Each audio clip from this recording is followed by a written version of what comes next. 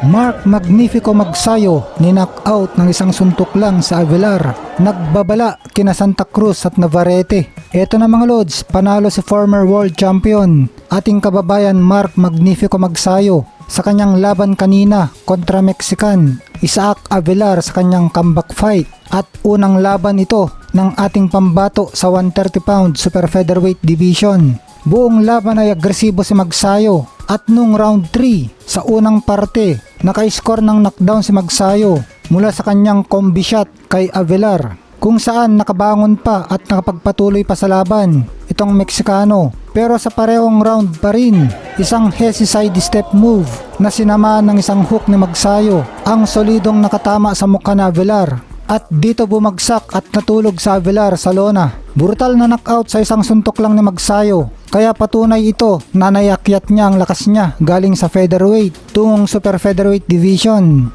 Binuhat na ng stretcher palabas sa Avellar. Naniniwala si Magsayo na ang knockout win niya kay Avellar ay mensahe para sa mga top fighters ng 130 pounds katulad ni Leo Santa Cruz na dati pang pangarap makalaban ni Magsayo at kay reigning champion Emmanuel Navarrete. Araw-araw daw nasa gym si Magsayo at gusto niyang patunayan na kaya niyang makipagsabayan sa pinakamahusay sa junior lightweight division. Komportable daw ang pakiramdam at mas malakas siya sa timbang na ito. Nakita naman daw natin ang lakas ng suntok niya. Isang suntok lang tulog sa Avellar.